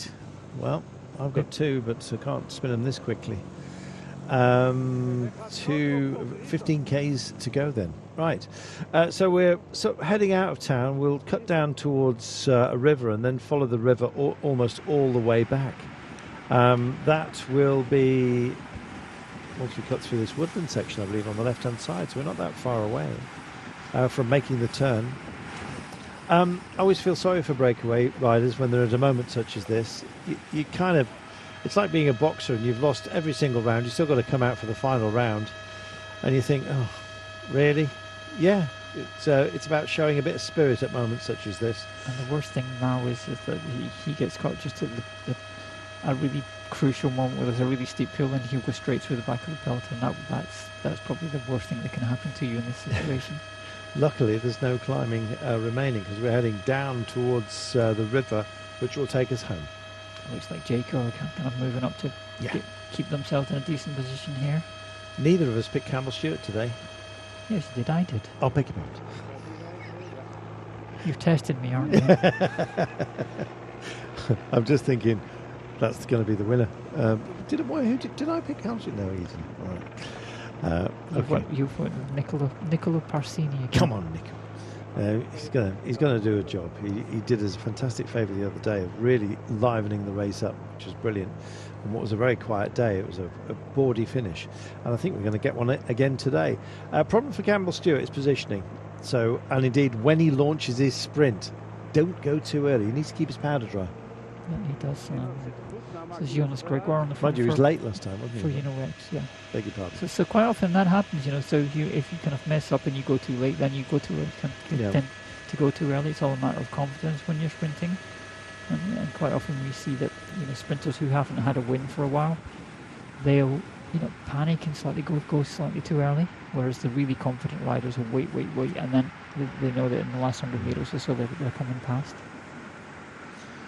Well, here's your man who did such a good job. He is slightly out of the back at the moment. Picking it up here for UNOX. It's Fred Verne, Norwegian champion. He's on the front right now. And they're clearly the wheels to follow. Christoph looming large as he always does. Luke Rowe now is taking on the driving duties for Ineos Grenadiers. Still think their chosen man will be Ethan Hayter. First and foremost, of course, they've got to look after Magnus Sheffield just in case. Yeah, so they've got kind of two options. You know, they'll have a bit of respect that they've got the race leader Magnus Sheffield, but also everybody knows that they've got two chances with Viviani and Hayter. And you know, and Ineos have got such a collective here that they're strong enough to kind of move up when they want. You know, all they need is Josh Tarling to make an appearance on the front, and everybody knows what's happening to them then. Well, there's Ethan Hayter just rolling through now. So he's doing. He's got Josh Tarling on his wheel. It is Luke Rowe. A little bit of elbowage coming out. I think this is a three-manner because of a short lead out, if you will. And he's screaming, Luke Rowe, get on my wheel. Where are you? Yeah, finally gets there. So they're just going to let Hugh Jensen from Jaco right on the front at the moment before they feel like they're going to pounce when there's a moment too. Where it's crucial to hold that front position. UNOX still going for it. Bit of a bless you and a sneeze going on there from Jaco Alula. Aular is going freestyle by the looks of things. His Kaya Roral teammates are absent from helping him. So he is just embedded upon the shoulder here of Magnus Sheffield. Green jersey here is Jonas Abramson. That's not a points jersey. That's the King of the Mountains. Looking for Lund. There he is. The blue jersey is just at the head of a phalanx of DSM riders. I think they might be thinking about the overall, but let's see. And it's starting to mix and mash here, and it's Equipo Kern Pharma and Yolo Cometa that are committed. Yolo, more central position on the road, and two trains side by side at the moment with Ineos and UNOX with 10 Ks to go. Anyone else want to join the party? Gal Glaivar is up there from Adrien Mobile, bringing that white jersey up, and you can see the men with the silver surface here as for Q365. We're working for Parasini, about to make a turn. Yeah, so they can take a left-hander, probably going to be a small road. Otherwise, there'd be no real reason for this amount of flight. And yeah, and they're sure enough back onto the small roads. There's bound to be a slightly more technical now, a couple of corners, and maybe a couple of little rises to pay attention on. There's a little shilly-shally again. There's another right-hander to take them down to the river. There it is, just around the trees here. So they'll disappear from view from a few, as they do. A little bit of a squeeze point. Every time you get to a turn, you're going to lose a bit of width from proceedings. A few other riders just getting themselves back on here. Some of those have been busy earlier today as well. Meanwhile, they're all looking to reassemble themselves after the shenanigans of coming through those twists and turns. Sheffield's in a good place. There's Parasini. He's almost, no, don't look at me. I'm just having a drink. I love that. How will he function today? Possibly at the highest. He's got teammates around him as well. And they're all having a bit of a chit-chat as to how the approach is going to be made. Q365 have made a big noise in this race already, and they may want to make another one. Dial in on the radio, just try and call your team up. Bahrain slightly out of position at the moment. Mati Mohoric will be engaged with the sprint. Took something yesterday, would like to take something more today. So, it's kind of nervous moments. You could just see the Iola rider there in the front saying, you've got the front now, we can calm down because nobody can come past. I'm just kind of wondering if there's been some kind of incident and they're waiting for riders who've had some kind of crash or technical, because it seemed kind of strange that he was trying to calm things down and just lessen the pace just slightly. Now that there's a kind of block across the front of the peloton with basically the workers. Last drinks at the bidon bar, as you saw, and that was Campbell Stewart. Extraordinarily fast finishing, the fastest finisher of stage one, but was way out of position. It looks like Jaco are alive to that threat and will get him into a much better position. Jules Janssen takes a drink here, dispatches the bottle. Just behind him is Postelberger, who always delivers. And that is, of course, Campbell Stewart himself, number 45. And guess who's on his wheel? It's Aular who could take the lead of this race overall if things go his way. Aular is running only 1 second behind Magnus Sheffield there in the red jersey. I'm still not sure whether it's for Magnus Sheffield today. It certainly will be down to 3 kilometres to go. Or the green jersey, if you might, for Abramson. That's the King of the Mountains jersey. Shouldn't be a feature today, but might well be in the drive. He's part of the short lead-out train, both he and Louis Ben Dixon, for Alexander Kristoff, who's been dropped off in a good position before and unfortunately failed to deliver. He was third on stage one, don't forget. He was third on stage two. I'll be calling him Richard soon. Let's hope he has a better run of things today. Yeah, it's a definite calm here. So something must have happened in the back for there to be a slight truce between the teams that are across the front. Well, Dinham, don't forget, Matt Dinham is only 8 seconds down for DSM. He's their best placed rider. He's just getting himself back in. I'm not quite sure what the issues may or may not have been.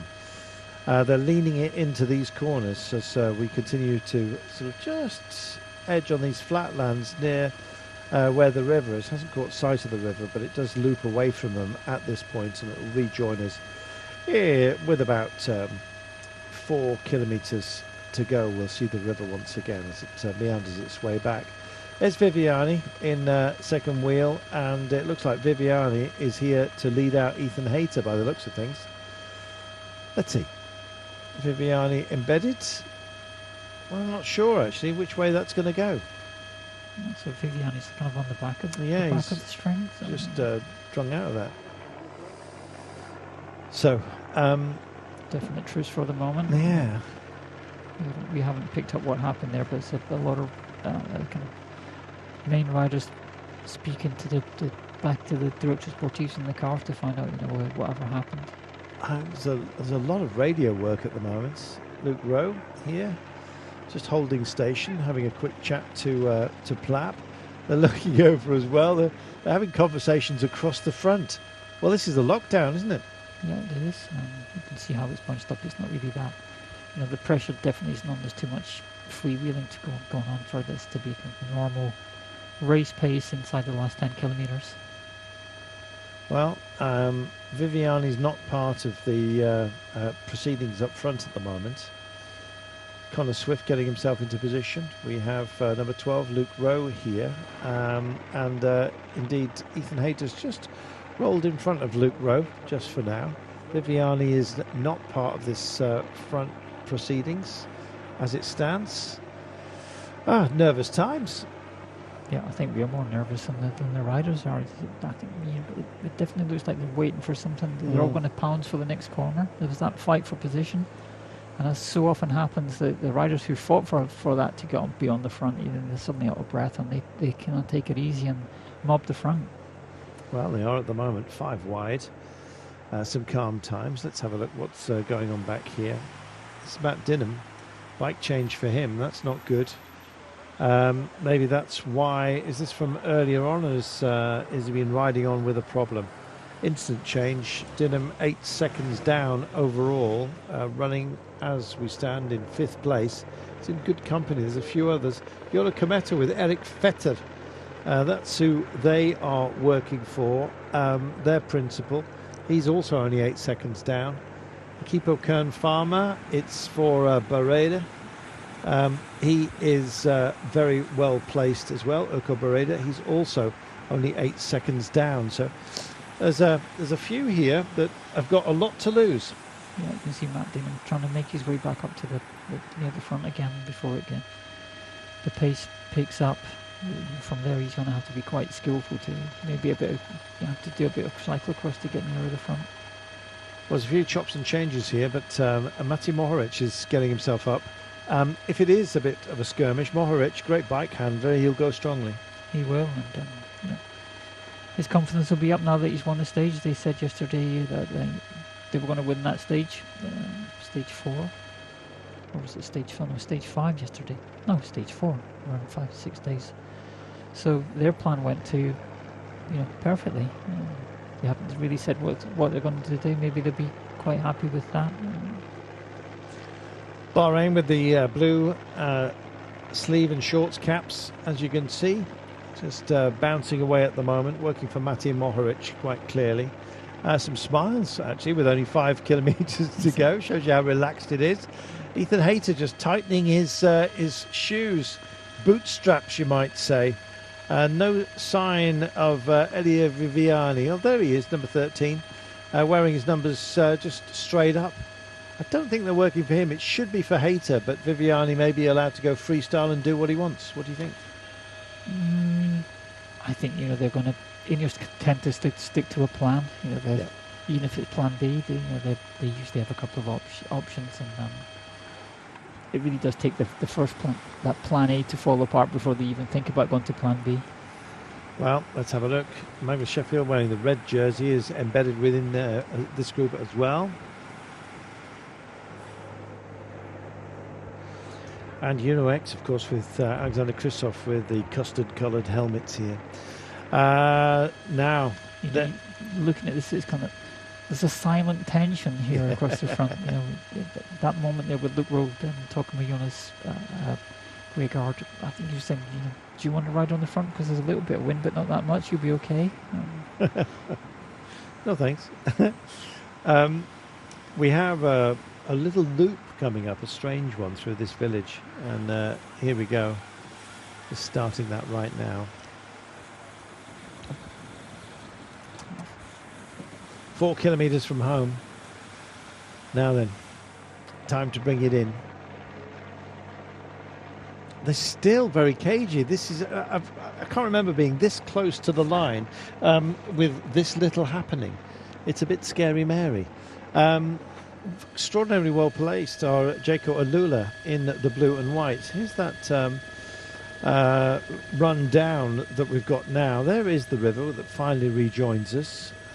that we were mentioning a little earlier. We more or less break away from it at about the 2.2 kilometres to go marker. Still, I don't think I've ever seen a bike race for 3.5 Ks to go.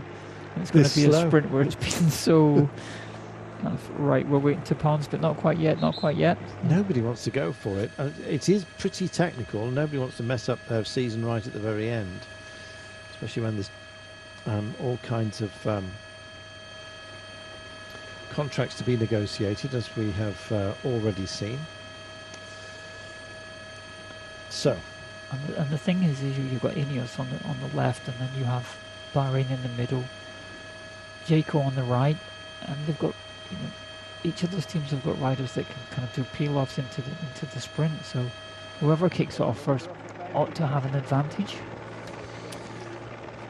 well, he may be team principal, Mate Mohoric, but they've got two fast men here with Borati and Govetska. Now, Borati's been favoured ahead of Govetska, but I think possibly switching the other way today, because there's very little for Mohoric to get out of it, apart from another stage win in terms of the overall. Will they share the love within the team, do you think? I think they just take what they can get today. Yeah. Looking at it, Mohoric is fast, but he's not as fast as the real sprinters here. And kind of look at how Ineos are set up. Well, here we go. So Tarling takes it up. He does. Tarling, super time trialist. Luke Rowe's staying with it. Luke Rowe, how much assistance? And in fact, the pincer movement here with Luke Plapp coming through just ahead of Luke Rowe. And it's almost a blocking manoeuvre at the moment. This is clever work by Ineos Grenadiers. Now, if they can hit all the apexes, this, I mean, what a gift this will be. They could drive this all the way home. They've pounced. They can, so they've pounced right at just the right moment. And George Tarling can do a kilometre at this speed, and then up to the other guys to do about 500 metres each. And they're going to leave their men in perfect position if they can boss this. Look at the panic behind to get onto this this string. Aular is there, so is Parasini. Looks like Stewart might well have just missed out ever so slightly. He's being guided up right now. It takes a long time for this to unwind, and still Tarling is absolutely tanning everybody for the time being. 1,800 metres to go. This is clever work. This is precisely what they needed to do. They've come round a focused left-hander. They'll drive this one as far as they possibly can. And a big old drive right now for Alexander Kristoff, who honestly just comes up alongside, being brought in here by his lead-out man, Jonas Abramson. And in fact, that's all he's got. Whoa, a little bit of a nudge there on Ethan Hayter. And if you're going to go shoulder to shoulder with the likes of Alexander Kristoff, you're likely to lose out. Yeah, and that was Mate Mohoric just kind of squeezed Ethan Hayter in between himself and Alexander Kristoff. And Ethan Hayter being slightly smaller than him, he's going to be the one that does the bouncing. Well, it's Mohoric all on his lonesome at the moment for Bahrain, wearing number 1. As up upon his shoulder comes Alexander Kristoff. Mohoric lights it up. He goes for it. It's Ethan Hayter who's following him. Just sits back down in the saddle right now. And here, a quick look over the shoulder by Postelberger. And he can't find Campbell Stewart, who's absolutely disappeared. There's a big turn coming up. Aular's in the mix here. Parasini hasn't lit it up just yet. Wait for this turn. Here it is. And a big one, 500 metres to go, and it's away, and they're off the leash. We've got a big crash. Well, Sheffield has gone down. The race leader, unfortunately, they've got to carry on here. Sheffield's going to be out of this one. There is Kristoff just embedded. Here comes Parasini on the barriers, looking through as well, just trying to pick out a few others for you. We have, there is Aular just behind the big screen that is Kristoff. Kristoff's got to be tempted to go for it right now. He must not be mugged by Aular, who comes in on his back wheel. Others coming to join the fray as well. Tim von Toynberg. Here comes Parasini up the centre of the road. Oh, and the blue jersey of Tobias Lund is also in the frame here. Who's going to have it? Aular hits the front. Oh, this is amazing. Will he possibly get there after such a long wait? On the throw, he takes it just ahead of Kristoff, who was very fast finishing. My goodness, what a finale that was. The Venezuelan champion comes good. He's had so much promise for so long, and he brings it home today. Yeah, and Alexander Kristoff found himself on the front just at the wrong time. 300 metres to go. And kind of looking around to for the wheel he wanted to lead him out, and just didn't have the kick left to come past Alouar there on the line. Wow, how fantastic is that? Aulas Aoular. It's been a long time coming. He's had some great finishes in La Vuelta. Finally, he's got this win. Second behind Jeffrey Soup on stage 7 of La Vuelta, and he gets there, and a big slap on the shoulders as well for Bargello. And not only does he win the day, he takes the lead of this race, and handsomely so. Yeah, and the pro level team takes over the kind of red jersey, and you have to say that there's been a number of surprises every day with this. That the kind of what I've seen as lesser riders stepping up to take stage wins and now the race lead. I'm so pleased for this man. I've been banging on about him for quite some time. It's like a stuck record. This has been your favourite jersey for the whole race. It has, and with very good reason, and here he is. I'm so pleased for him. Aulas Aoular leads this race and takes stage 5 of the CRO race after so many good finishes. There's Magnus Sheffield coming down, so he came down, on the right hand side of the road there. Just when Luke Rowe kind of swung over and jumped up on the pavement, and then Magnus Sheffield found himself, I think, catching the edge of that pavement and going down. Probably quite hard as well, given it looks like he's got a little bit of damage to his knee. Well, I hope that he is okay. This man is absolutely top of the world at the moment. Cahill Ral, they take their time to get wins, and here is Magnus Sheffield. Roughed up, I'm afraid, in that finale. Josh Tarling just having some words with him. So he'll be handing over that red jersey. Let's have a look at it as we come into this so here we see finale. So it's Connor Swift who leads out, and there we see Luke Rowe just jumps the pavement, and Magnus Sheffield tried to do the same thing and just got the edge of that curbing there. So he'd probably been safer just to stay on the road. Yeah. And instead of, I think he wanted to stay out of the way of the sprinters because he didn't really need to get involved in that. And unfortunately, he's come down.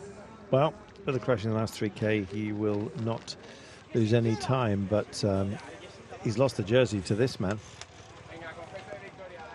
And here we are from the overhead. Watch Aoular as they come in. Now, we said if it's a technical finale, he's going to have a chance.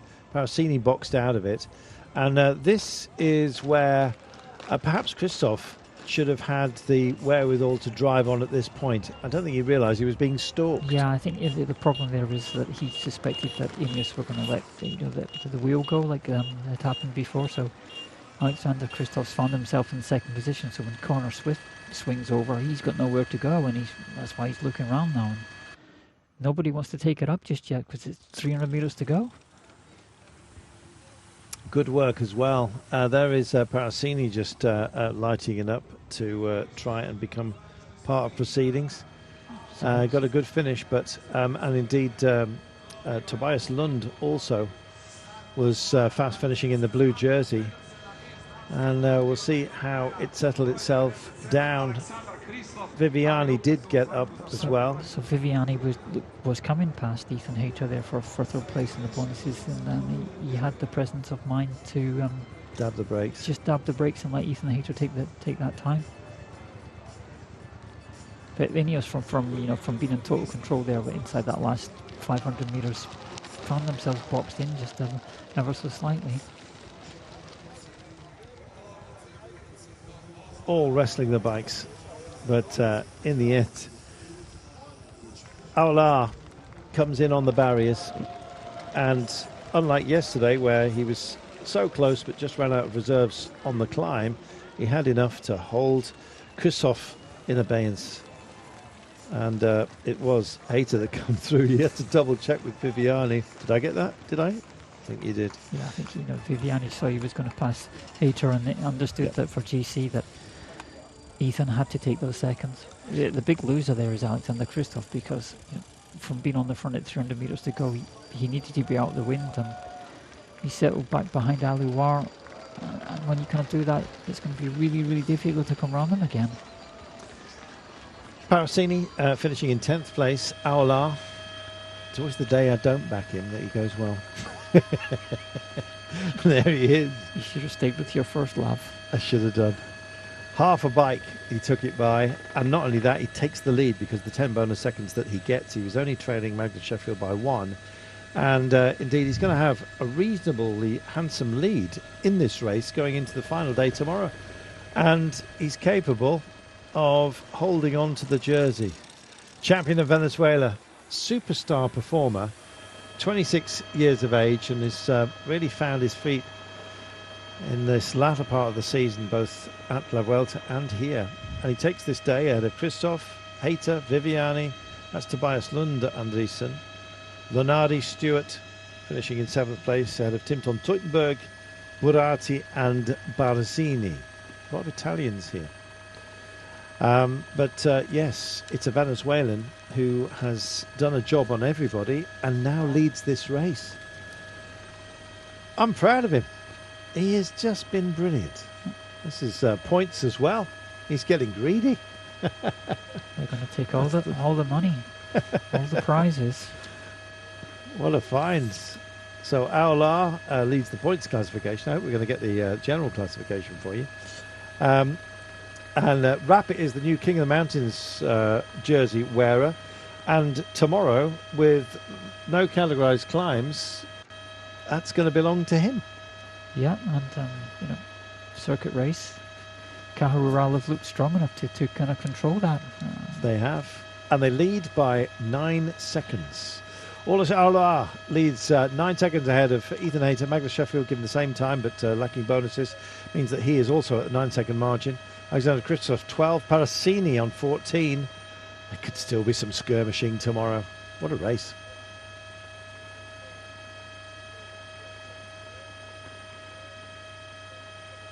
Wow, I've enjoyed this. Aulas Aolar is